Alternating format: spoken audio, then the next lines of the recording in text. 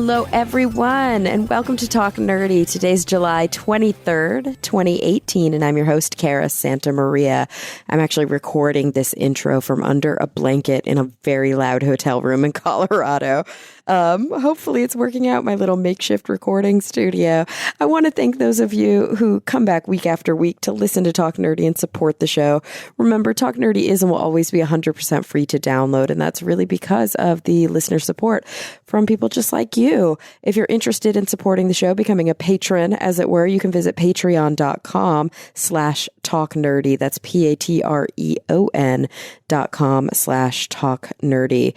The highest patrons this week include Rob Schreck, who is supporting at the highest level. Thank you so much, Rob. We really couldn't do this without you. It means an awful lot to me, and I know it means an awful lot to the listeners of the show. I also want to thank Phil T-Bear, the zombie drummer. Zombie drummer.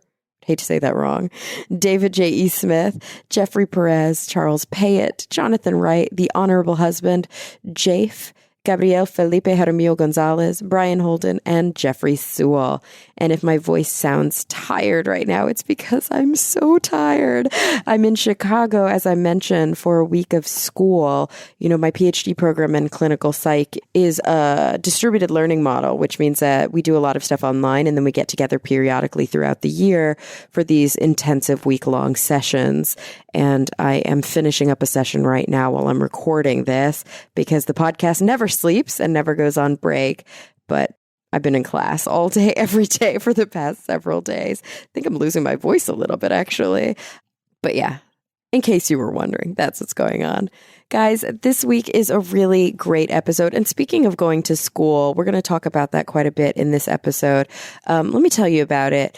I sit down remotely, actually. She's not in studio, but I sit down with Eugenia Bone, and she is a nature and food writer and author. So, you know, she is a member of the National Association of Science Writers. She's written quite a lot of science and nature, but it's really interesting because she's also written a lot of food and kind of judged a lot of food and wine competitions. So she has this great intersection. Like, she's written for the New York Times, the Wall Street Journal, but also food and wine and gourmet. And she has a new book. It's just fascinating, called Microbia, A Journey into the Unseen World Around You.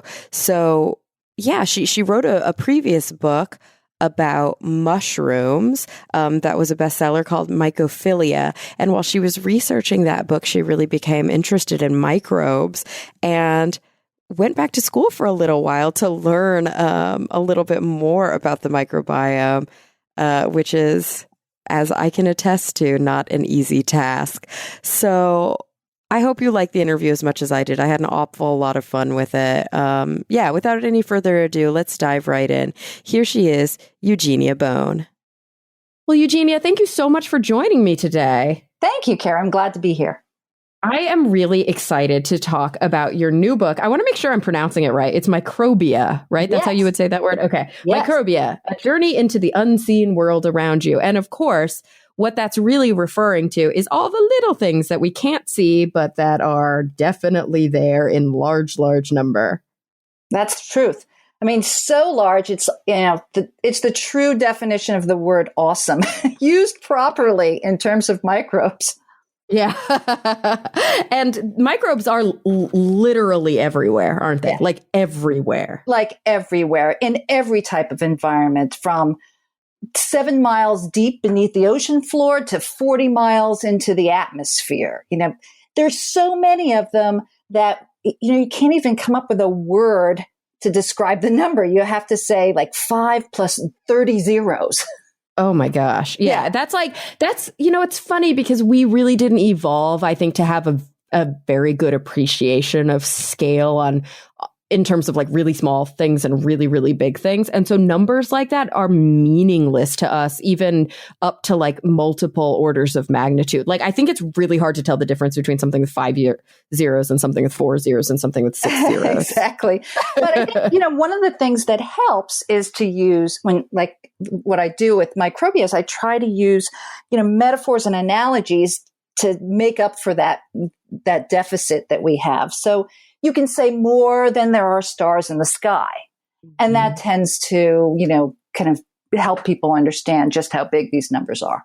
That's insane, by the way. Is it really more than there are, like the stars that we can see? That's what they say. That's what the scientists say. I mean, that's the analogy that's usually used. So yeah, it's amazing. And they're so tiny, like thousands of them can fit into the, or hundreds of thousands into a period at the end of a sentence. So that's another thing that's really, we're so scale deficient that we can't imagine easily. And I mean, with some of these things, obviously, most of them we just don't notice. Some of them do they all contribute, but some of them contribute in perceptible ways. Like there might be a smell that we notice from bacteria, or some of them can actually make us very, very sick. And it's interesting that things that are that small and sometimes in incredibly small numbers can have a profound effect.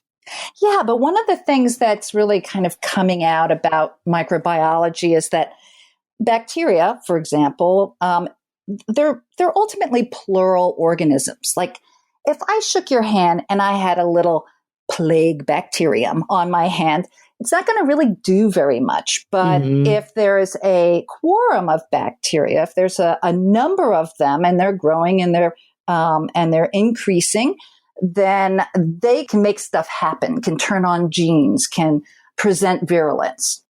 So it's in fact, you don't even use the word bacterium very often. Yeah, that's true. There's like one bacterium is like, whatever. He's cool. What is it? It really doesn't do very much at all. But but there are so many, and it's a quorum that makes shit happen. Yeah. And they divide so quickly, right? Like a generation of bacteria is before your eyes. Like it happens really fast. Oh yeah. Like I think it's E. coli has this incredible ability to, like in 36 hours, given enough food and water, given what it needs, which is implausible, in 36 hours, one E. coli bacterium can increase to enough number to cover the planet in a foot thick of E. coli. That's insanity. Right? That's intense. But it's implausible, right? It's not going to happen. But that much E. coli would definitely make you sick. It would be like E. coli planet.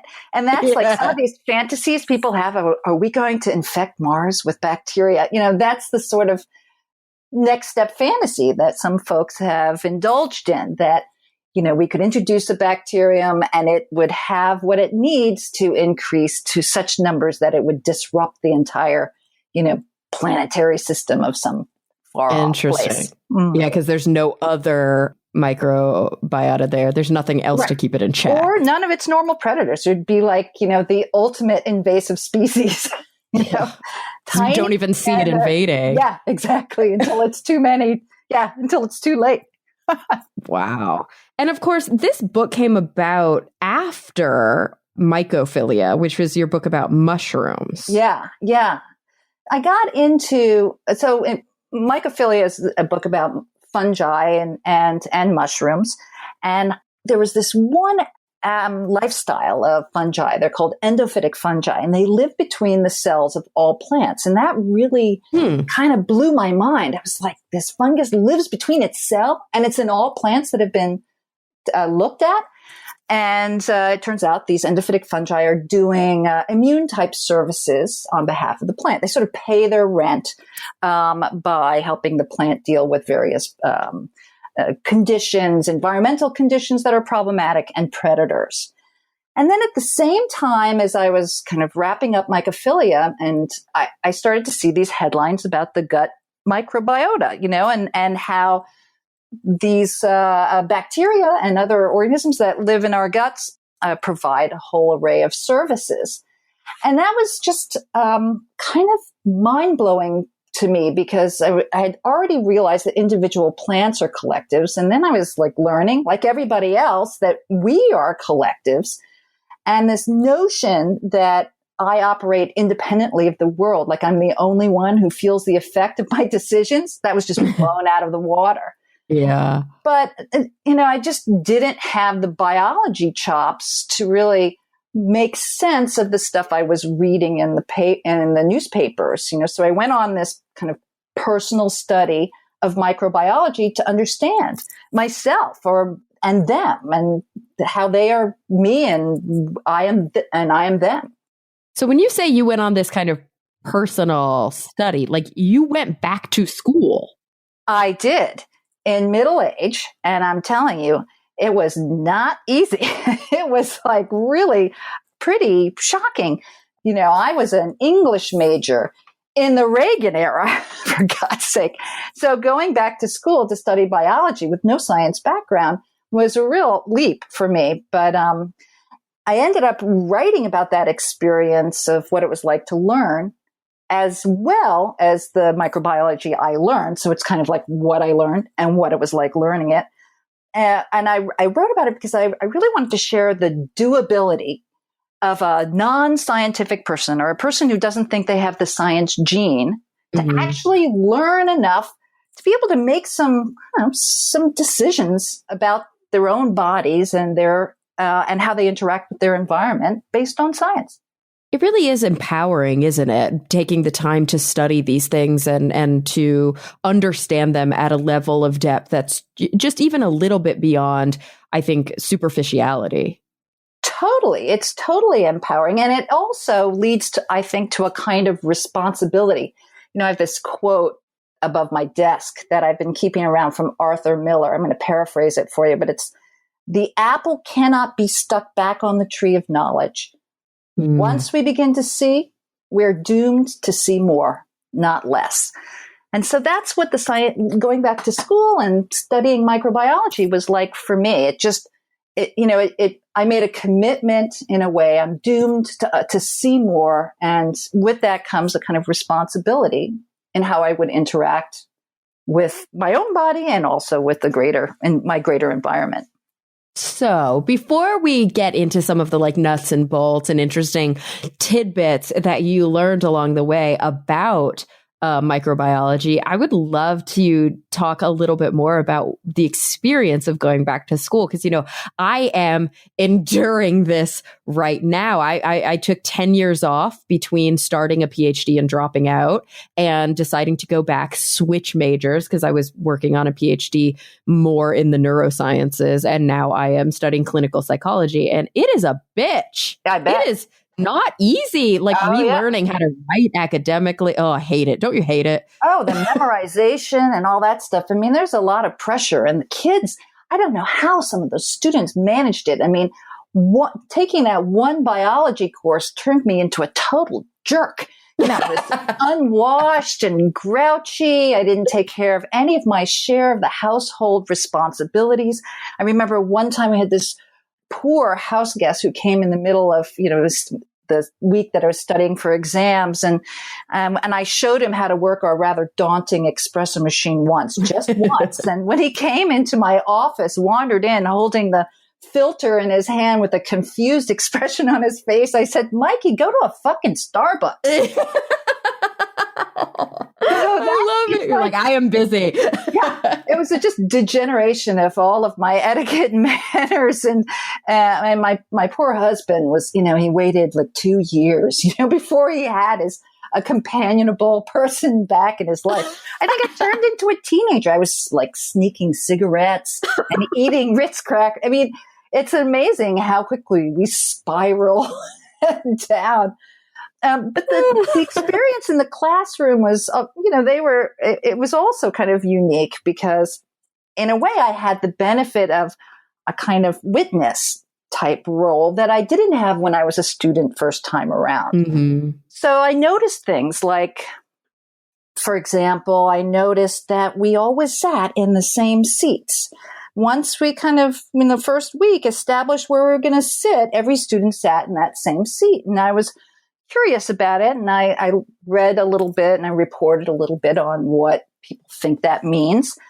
And we were in the lectures, bio lectures were held in this beautiful hall that had those desks, the tablet style desks. They're really quite small, about the size of a breadboard. And I was quite proud of myself because I had been able to repurpose these marble notebooks that my son had used in school. And he would write like, 4 pages on the Trojan War and then, move on to another one. So I would just rip out those pages on the Trojan War, and I saved those marble books for a really long time. And so I was really happy to use them when I was for my notebooks in class, but one page is about the width of that tablet desktop. So when I would write on the left-hand side, the right-hand side page would hang over the edge. And as a student, I was extremely hardworking and earnest. I was like the kind of person you want to slap. I was I was just like you're reminding the professor that they forgot to assign the homework. Oh yeah, totally. Oh, I hated that kid. But that's, I was really invested in a different way. For some of those kids, I think taking a bio class was like getting a colonoscopy. It's just something they had to do. And then they were going to get to move on. But for me, it was like I was very ambitious to learn for myself. So one day, and it was early in the year, and there's this guy that always sat to my right in that first couple of weeks, and I was taking notes very, very earnestly, paying a lot of attention on one side. I had been taking notes on the left-hand page of the notebook. The right-hand page is falling over the tablet desktop, and this guy is sitting to my right. And I felt him looking at me, and I looked over, and he was looking down at at my open notebook page. And so I looked too, only to see that I had a picture, an illustration that my son had done of a guy screwing a girl on a desk. I know. I had not ripped out every doodle, obviously. And so, needless to say, the next time at the next class, he was no longer sitting to my right. So, he's like the one kid in class who moved. That's so funny. You got it. Oh my gosh. I love this. I love that. I think that a lot of authors, especially, historically, but also more recently, have taken the approach in science writing, especially, of the sort of memoir meets the subject matter approach. And I absolutely love that you were unafraid and undaunted to insert yourself into the story and to talk about your experience going back to school, because it's so relatable for so many people. And even though not everybody goes back to school later in life, I think it's actually a very small percentage of people who decide to do that. More and more, we are seeing people that have to switch careers. More and more, we're seeing people that realize that, they need to be updated with their technology training, whatever the case may be. And it's clumsy. It's really clumsy. And it's nice to kind of, commiserate a little bit. Yeah. Well, I didn't really make a plan to do it this way originally. It just wasn't evolved. But I found that this notion that if I was going to share what I was learning, if I was going to share the story of basic microbiology, which I knew was important, that my friends had all these kind of nutty ideas about what bacteria actually are. And I knew that, it's like Elio Schachter told me. He said, 50% of the world is microbial. So if you don't know a little microbiology, you can't know 50% of yourself. And so I was highly motivated to share what I learned, but I'm not a teacher, and I didn't really want to play that role. I'm much more like, let's do this together. Here's how I learned. This is what it was like to learn it. This is what it took to learn it. And so I was able to cut out some of the really awful feelings and just describe it as a sort of anecdote or, as a joke or something, make it a little more palatable. But the basic notion of the book is what I learned about microbiology, basic microbiology, enough to navigate the newspapers, and what it was like learning it. So it's a pretty simple premise. And you learned it both in lecture halls, but also in the lab setting, like the applied setting. So you had to learn how to sterilize your tools and how to make like streak plates and do things like that too.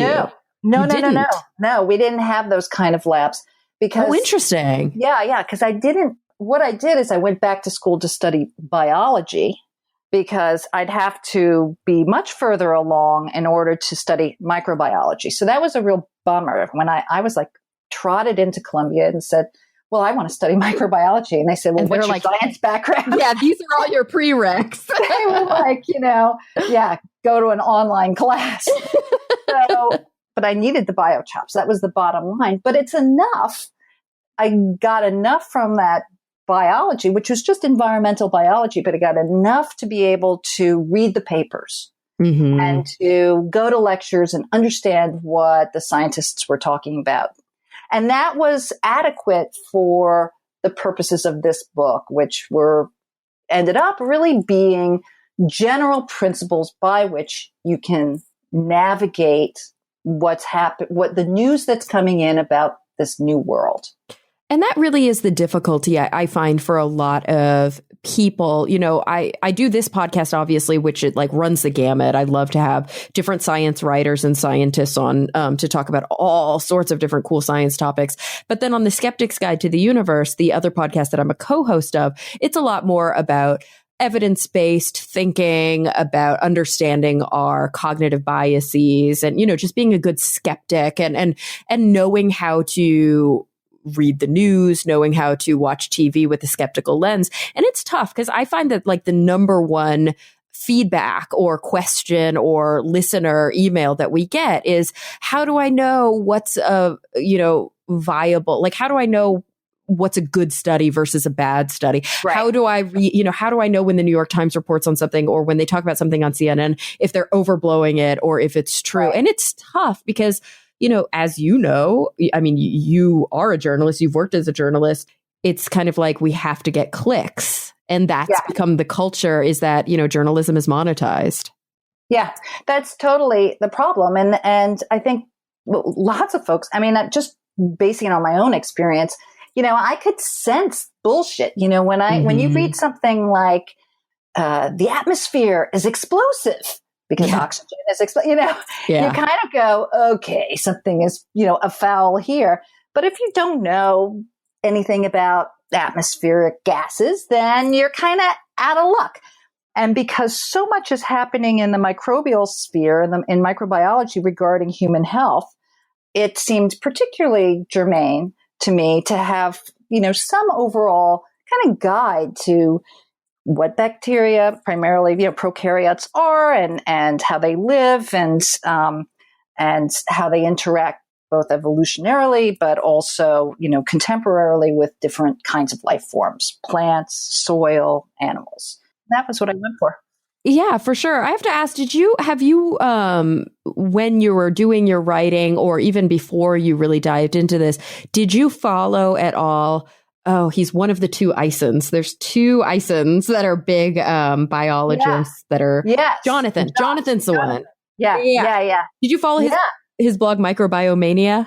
Yeah, I did. And in fact, I even named a chapter after that, Germophobia and Microbiomania. And, of course, credit him for it. He is right on. He's a skeptic of the first degree, which is just wonderful. But he's also coming up with constant, interesting observations and studies.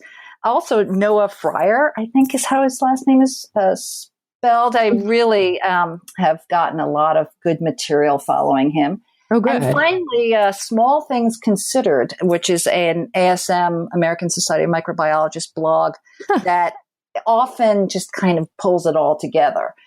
I love that. Small Things Considered. I'm going to start following it. Oh, that's great.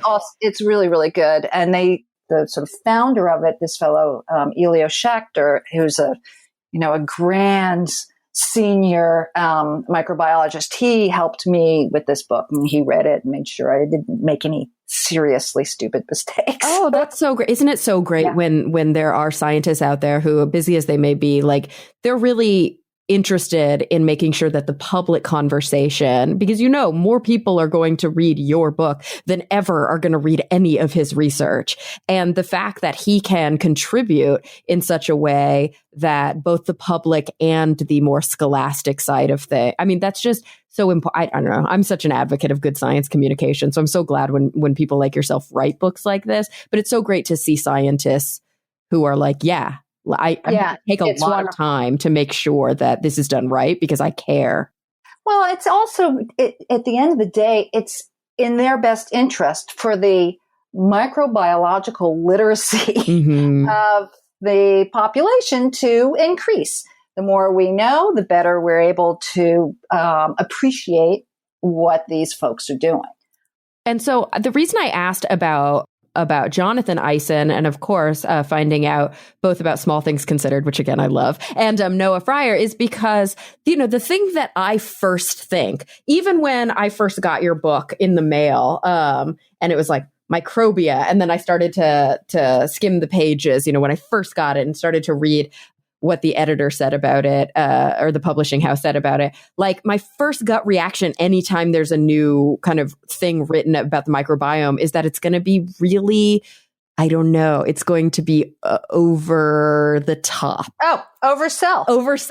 It's like the newest, hottest thing. Like, everybody's reading about, take your probiotics, and every illness is due to your gut flora. And so I was so glad to see that this was like a really balanced, very deep, skeptical, and just like well-written, informative book, because many people oversell it, don't they?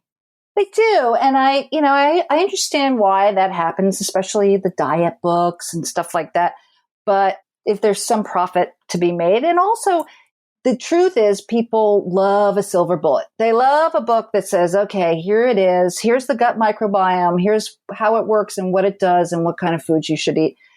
But the truth is that you can't make a good decision for yourself unless you have the basic tools to make a judgment. And that, to me, that's what I want to share, because that's what I think makes the difference in life. And to be honest with you, I've had these years and years of writing cookbooks. And I know it's like weird that I'm a food writer as well as a nature writer, but actually it's the writing styles are quite similar. They both require really precise thinking and evocative language. So I wrote this book called Well Preserved about canning. And my goal was not to just write these recipes in a vacuum, but to make sure my reader really understood the basic science. What made it safe?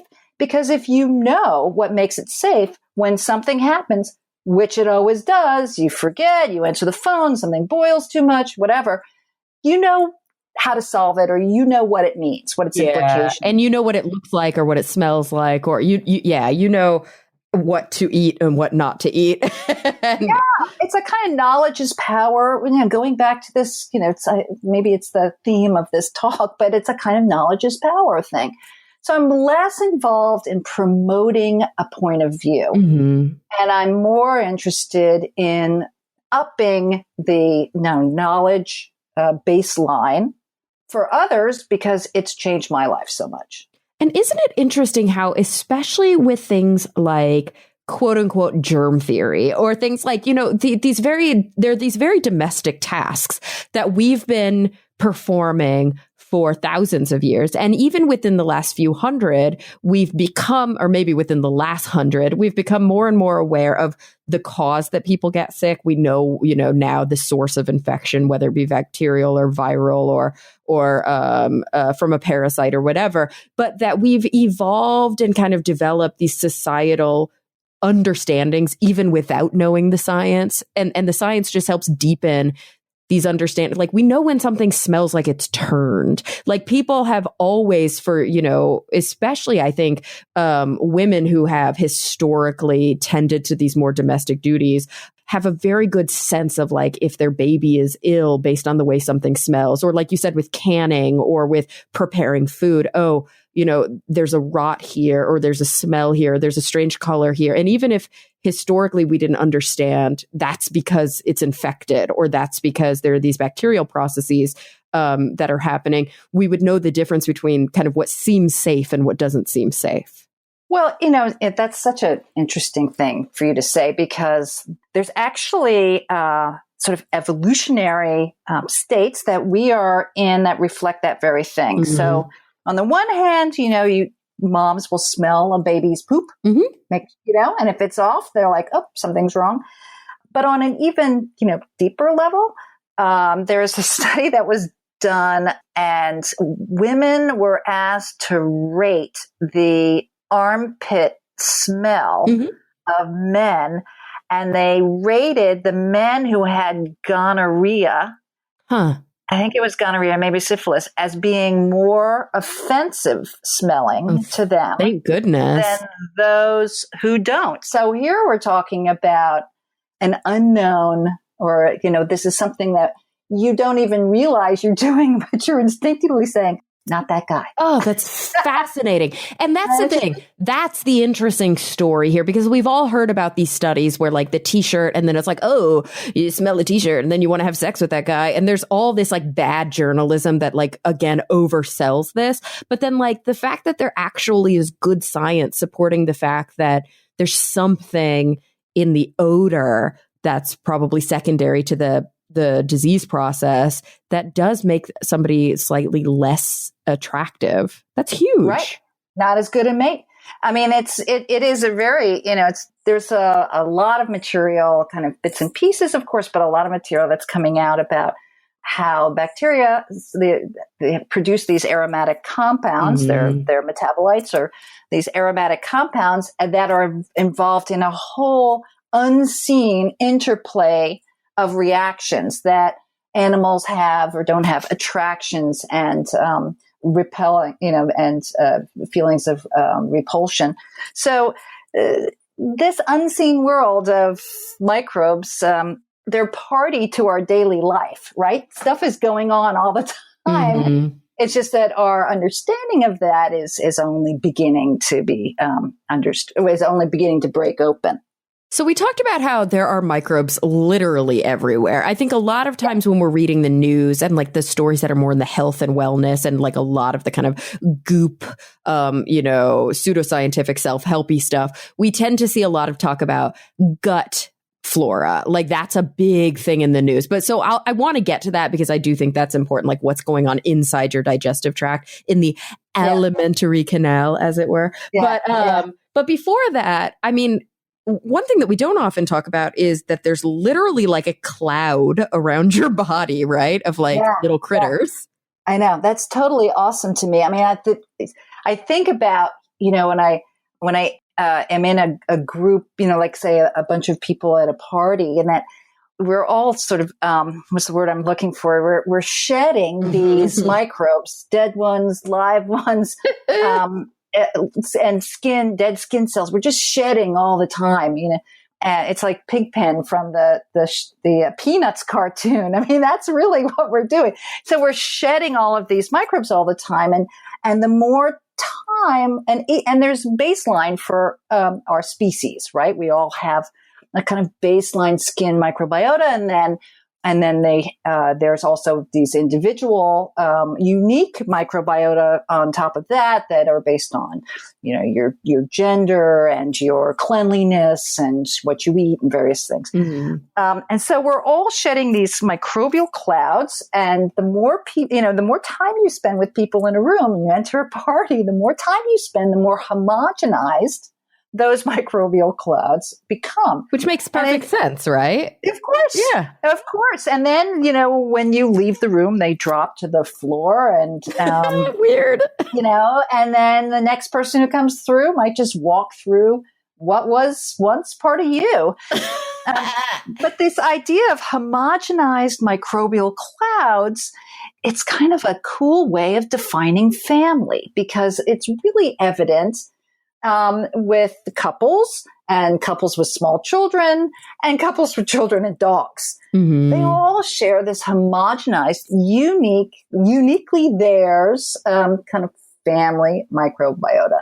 And it's a microbiome of the family. Aw, so pretty cool idea. So my little guy Killer and I have a lot of shared bacteria between us. Well, Killer's a dog? Yeah, Killer's a dog. Yeah. Oh, good. Yeah, you probably, I don't know how much, kind of depends on, do you have him in your bed? Oh, yeah. Like he sleeps right by my face. I give him all the kisses. Oh, we're very close.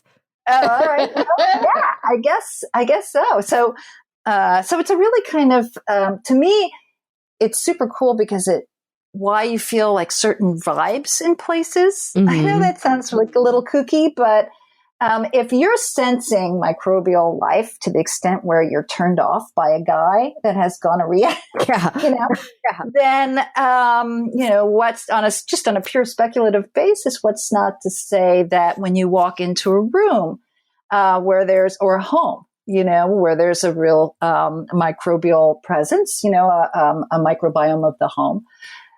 Do you feel a reaction to that? Mm-hmm. Do you actually respond to that? And if you ever been into the home of, like, say, a hoarder, yeah.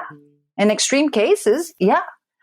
And there's even some interest in using these microbial sort of fingerprints, using them for forensic purposes, because your unique microbiota is being shed into a room. It comes off your hands, and it can be on doorknobs and computer on your laptops and so on. So that's a kind of new area of forensics study. That's really cool. Our clouds are following us. They're being left behind, and we can actually measure them. Yeah, and they can be detected.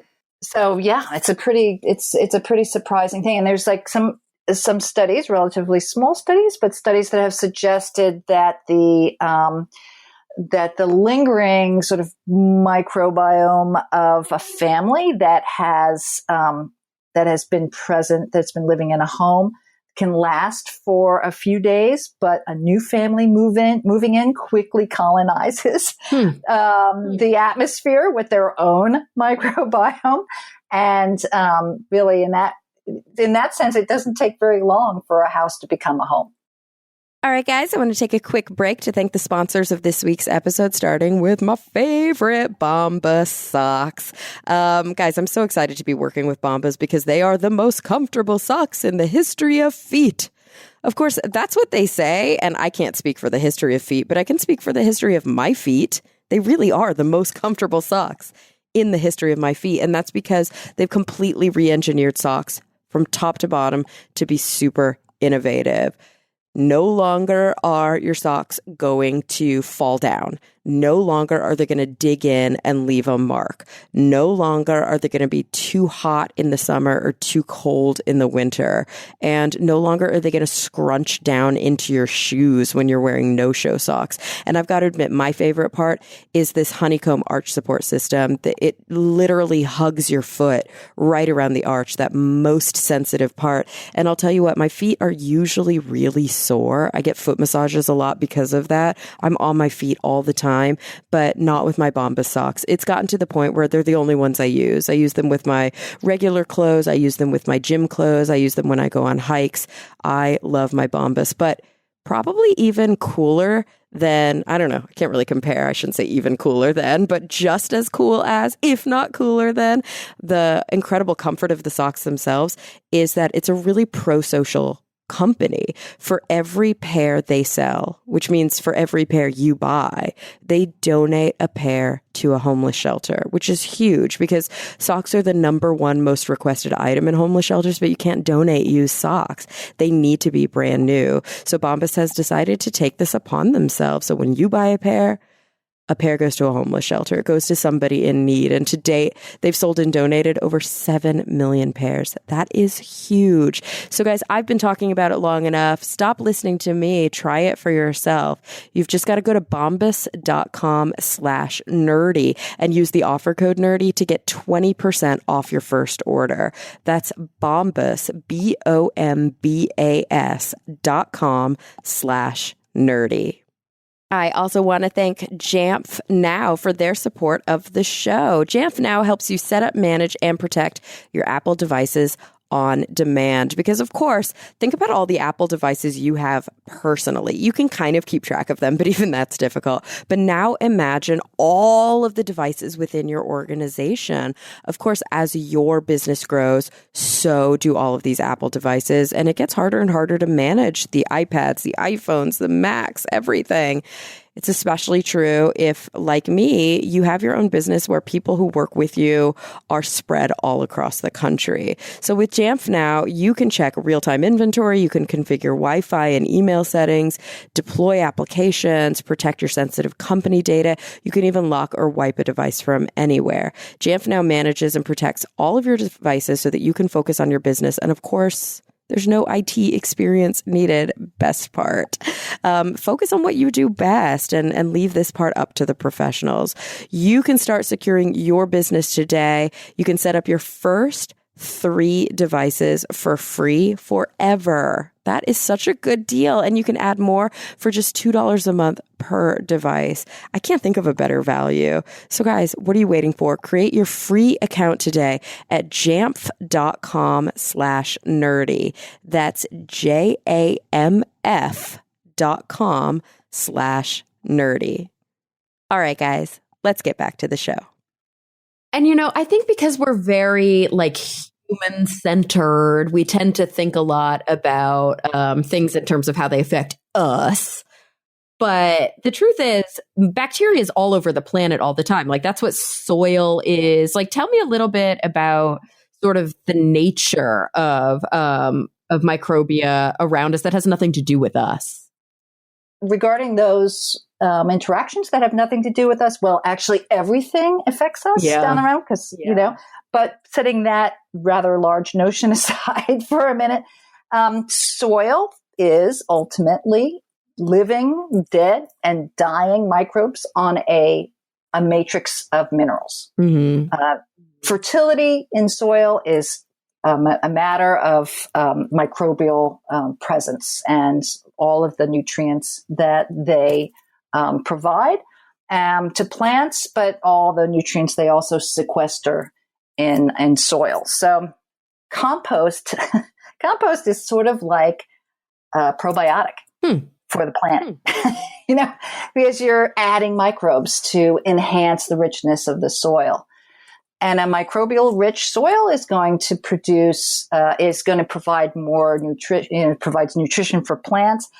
But one of the really key things in understanding soil is appreciating diversity of microbial life. So fungi, bacteria, archaea, protists, and so on, but especially the fungi and bacteria. That diversity in soil is really key because plants recruit microbes they need to help them deal with stress tolerances and for anything from attacks by aphids to drought. They recruit these microbes as their helper, their helpers or their mercenaries, and they recruit them by seeping out these yummy root sweat. It's called exudates. And the soil organisms, bacteria and fungi, they come after that root sweat and deliver various services to the plant. So if you've got soil with a low diversity of microbes, because there always will be bacteria. It's just an ecological principle, right? Every niche is always filled. But if it's filled with a diversity, then that is what provides the most opportunity for a plant to survive adversary conditions. Is that mindset also translatable to human health? Yes. Okay. You got it. It's the same model, whether you're talking about soil, plants, or humans, which is why in Microbia, I started here's soil, the soil microbiome, the plant microbiome, the animal microbiome. They actually are all this, it's very similar model over and over again. We get our first microbes from mom. Mm-hmm. Right? Mm-hmm. When we travel through the birth canal, we pick up microbes that we need. When we breastfeed, we pick up bacteria that we need. And that's the first successive layer, so in succession, you've got you have your pioneer species and then they're replaced by or they're added on to by more mature species. And then the environment diversifies. Same thing goes with soil, with plants, and with us.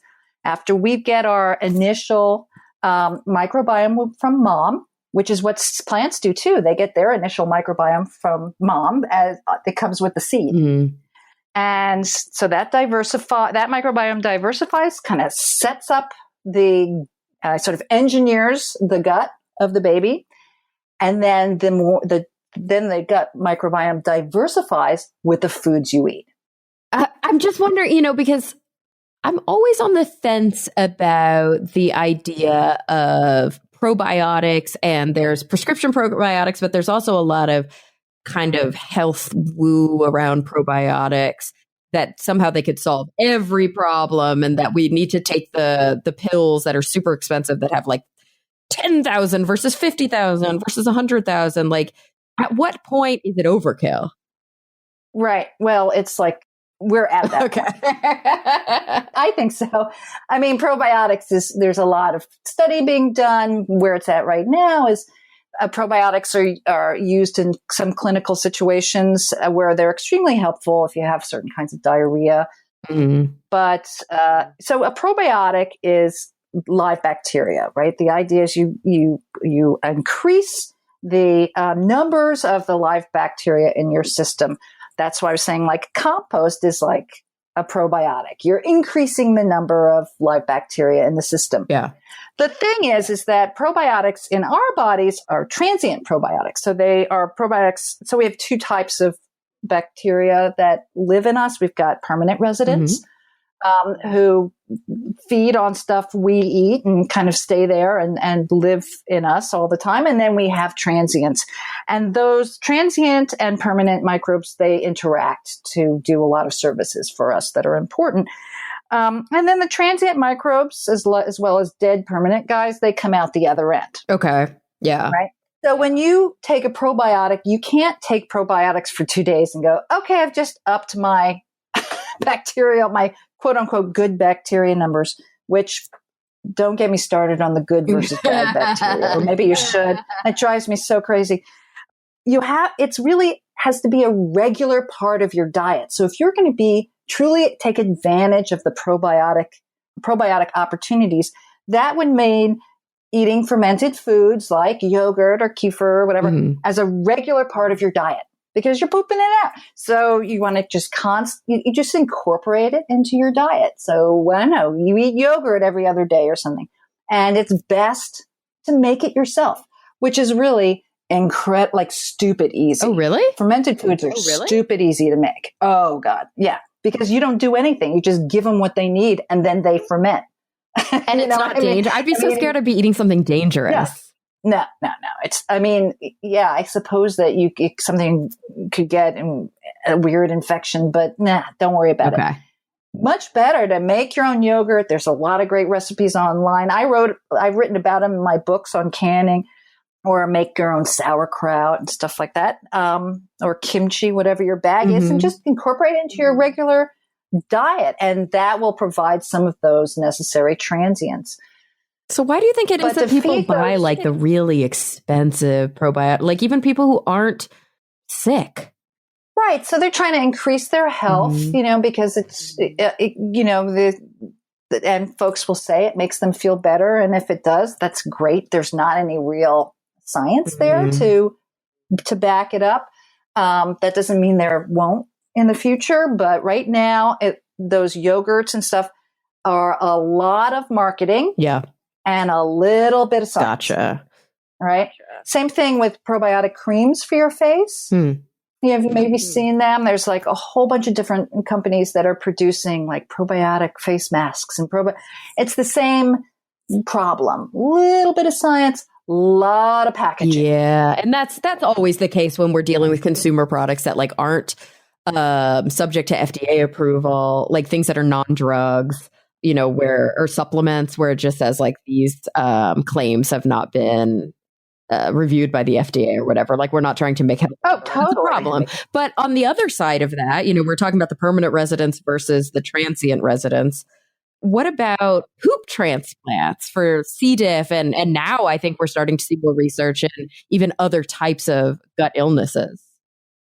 Right. So the thing about fecal transplants, which is spraying fecal matter into your anus. Very graphic. Yeah. It's just like I have a little video that I sometimes look at. I love it. It's not really that bad.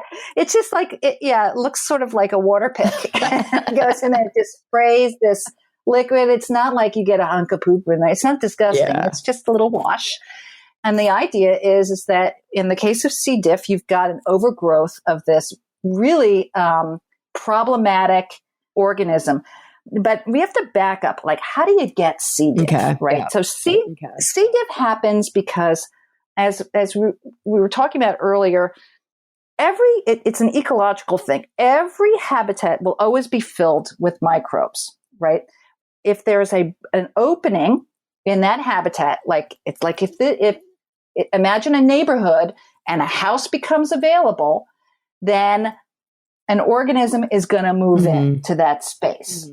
One of the ways that bacteria protect us, one of the things that makes them our allies, is that commensal bacteria, they fill in all the spaces, so there's no room for a pathogen to get a foothold. But when you take antibiotics or have a catastrophic illness like, say, cholera, you can open up apartments. You can open up these empty spaces on your skin or in your gut that where a pathogen may be able to get a foothold. Because you've annihilated that kind of niche. Because you've opened the space, and they can move in. And C. diff is C. diff is able to kind of almost like hibernate. It can stay quiet in your guts and not cause you any trouble until like an opportunity arises, and then it can move in and proliferate if there's enough open space and enough of and the environment allows that. And of course, it's named for the fact that it makes people very sick, right? It's a Clostridium, but it's called Clostridium difficile. It can kill you. Yeah, like people get portions of their intestines removed because they're so ill from it. Yeah, it's completely nasty. It's like a really bad weed. It's an invasive species. It takes over this space, and it causes terrible dysbiosis. And so it's been really hard to treat. Antibiotics haven't been useful because they're able to sort of hibernate, into the spore. They have a little endospore that they create, so they're able to sort of survive. But the fecal transplant is very effective. So the question is, what's working?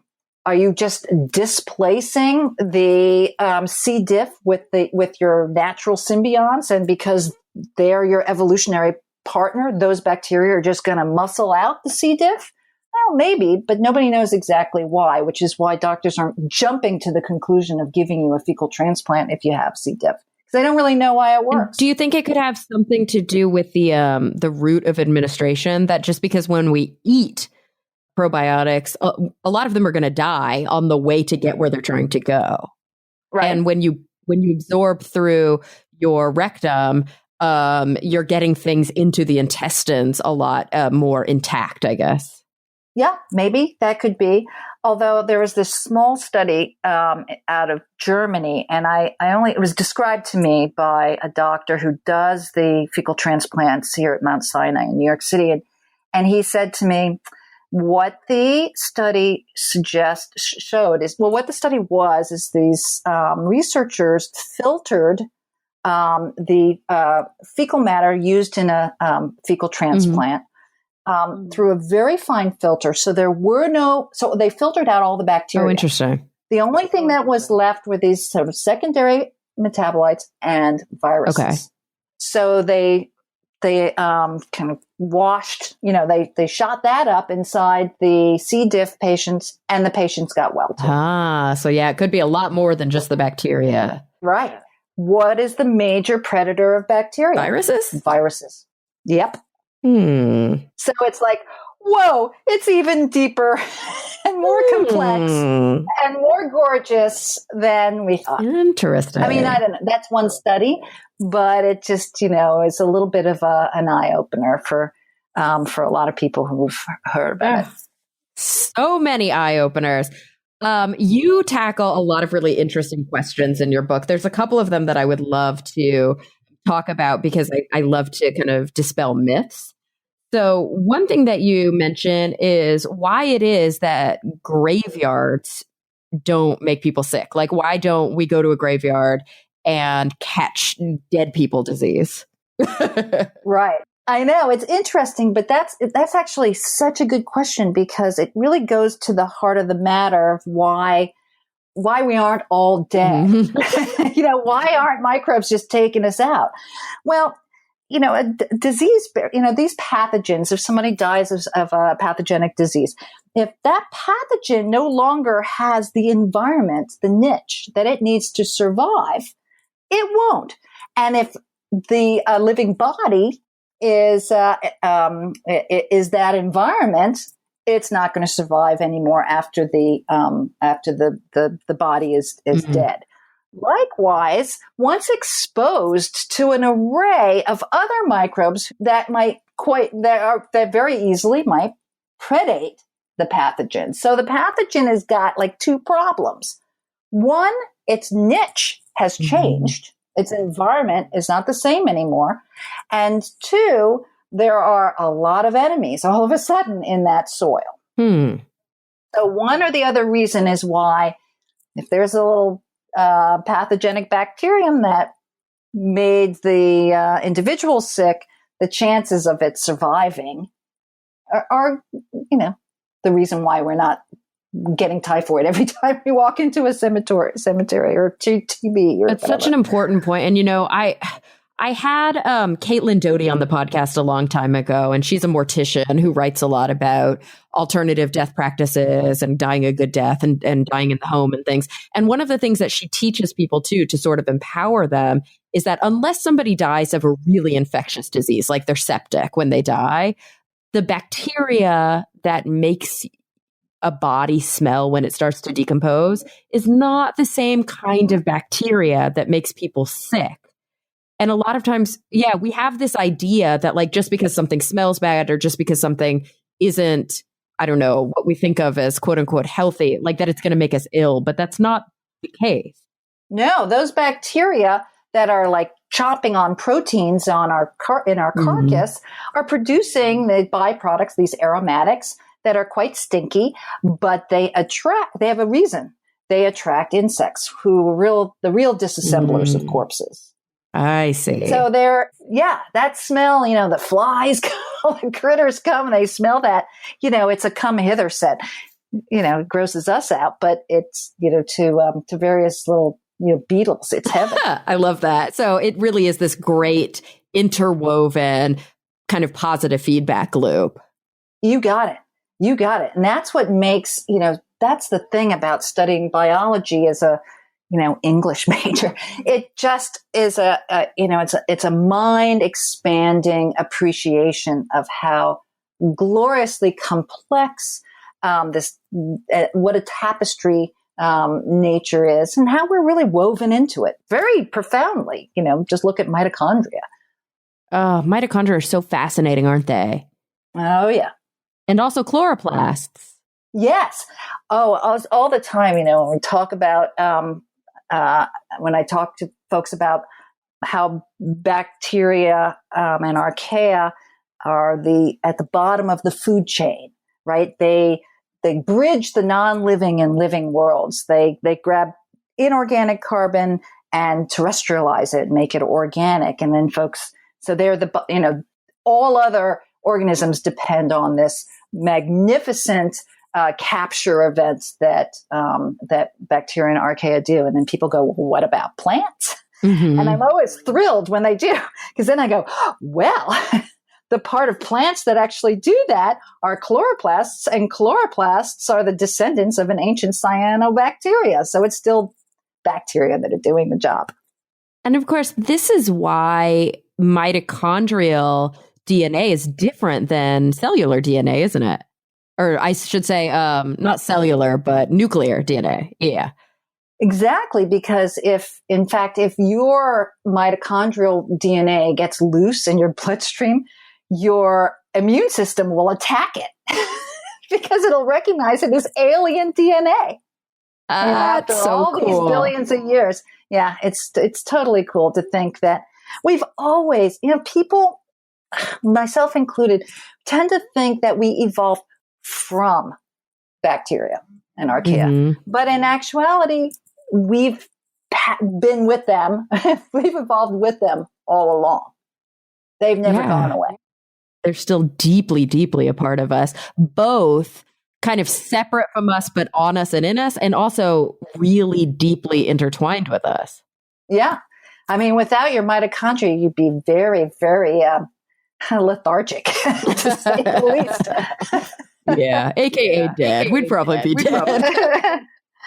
It's true. It's a really kind of beautiful reality, and this notion that we are, independent, that our decisions affect only us, it just goes away once you realize that at our deepest essence, we are microbial. Oh, absolutely. And so is our food. I mean, and we're not just talking about eating bacteria, but the fact that we eat plants, the fact that we eat meat, they also have these deep relationships with bacteria. So one more kind of trivia question, which I'm fascinated by, is this argument always between grass-fed beef versus more traditional beef, which of course, we mostly feed our agricultural animals corn at this point.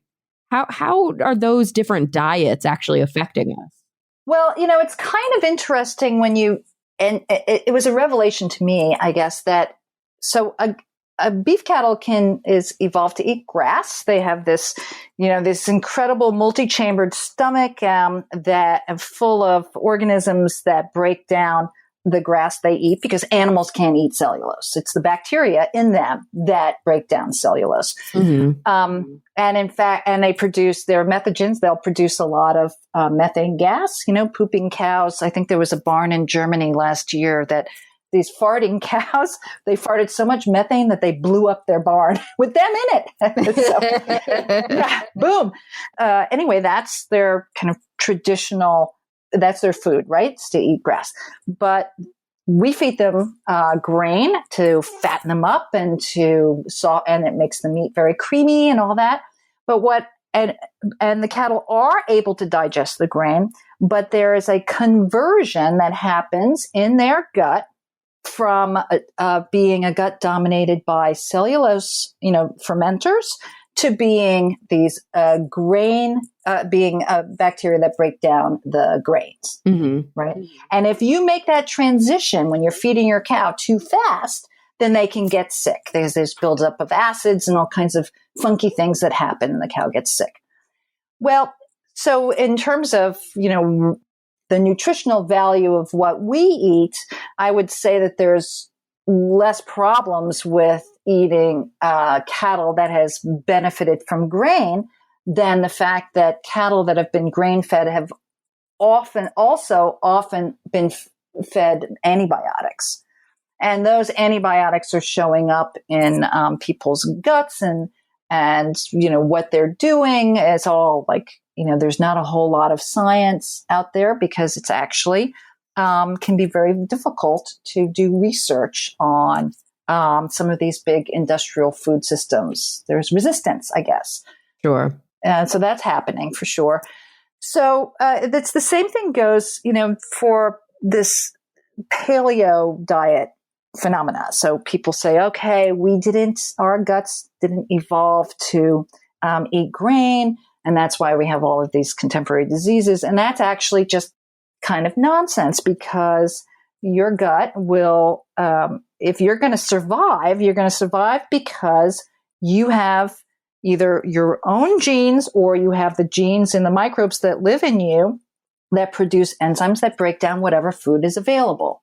So we have plenty of, or we could have plenty of microbes that break down grains. Mm-hmm. No problem. You can change your diet in a matter of, in a matter of, a generation, and be able to eat all kinds of foods. In fact, the diversity of microbes in your gut is what allows an organism to take advantage of new food opportunities. So if grain's a new food opportunity and you've acquired some microbes to break them down and get nutrition from them, you're going to make it. You're going to survive the day. It really is about making sure that our diet is like incredibly varied, isn't it? It seems like every evidence-based person that I talk to who has some knowledge in this area, whether it be a nutritionist or a physician or a researcher, it's like just eat a lot of different things, a lot of different colored things from different sources, and you're pretty much going to be okay. Exactly. That's true. And also add to that an appreciation of non-sterilized foods. Right. So we're involved in what this one wonderful plant pathologist at Rutgers described as the great sterilization experiment. We sterilize baby food. We feed our babies sterilized baby food. We sterilize all our food. We're super involved in killing germs. And yet in the process, we're not getting a diversity of microbes. And he's the one who said, you want to know what nature's microbiome diet is? Go into the garden, pull up a carrot, wipe off the dirt, and then eat the carrot. That's the way you get the microbes you need. So, the nature of our diet, our gut microbiome, the species, the populations and the population types and the population ratios are a reflection of what we eat. So that's why, you might think that you're eating this really fantastic, healthy diet, but the chances are your microbiome, the species that are present, or like the genera that are present are pretty much the same as the Prime Minister of France. Yeah, because our food, even when we eat fresh vegetables, unless we're getting them at a farmer's market from our own backyard, if they're produced on an industrial scale, they were probably irradiated, weren't they? Yeah, there's that. I mean, it's like, it's all the way, up and down the line. It's kind of every step of the way, our behaviors are undermining microbial diversity. I mean, just the fact that, when I was out this morning, I saw this lady with a little thing of Purell hanging from her purse, so she'd have really access common to it all the time, and I was thinking, wow, you're nuking all these like commensal bacteria on your hands. And so if you get a cut, some like wicked thing could get in there, because all of your allies are gone or nuked. But a diversity of foods is, key to getting a diversity of microbes. And it's foods that are not. I think again, sterile. It really comes down to a basic literacy of wellness, of science, of microbiology, because I think a lot of people might go, oh, you can't just eat a carrot straight out of the ground. What if you get an E. coli infection? And you're like, no. The reason E. coli shows up in spinach is because like one person on the line didn't wash their hands after going to the bathroom. Like those are two very different sources of infection. Yeah. There, people, it's this notion of good bacteria versus bad bacteria is really gets in the way. I think it's like the first thing we need to like let go of, because the way I came to what really helped me understand why good versus bad bacteria is just a misnomer was when I was in class, and there's a very typical kind of ecological story that they tell about Yellowstone Park. So I'm sure you're aware of this one. The ranchers around Yellowstone get pissed off because the wolves were eating all their sheep. So the Parks Department took out the wolves. The deer population went crazy. They increased to great numbers. They beat up they hung around the stream beds, and they eroded the stream banks, and they grazed on the willows. No willows meant no material for beavers to make their dams, which meant no ponds. So the ducks didn't come, it was this cascading effects.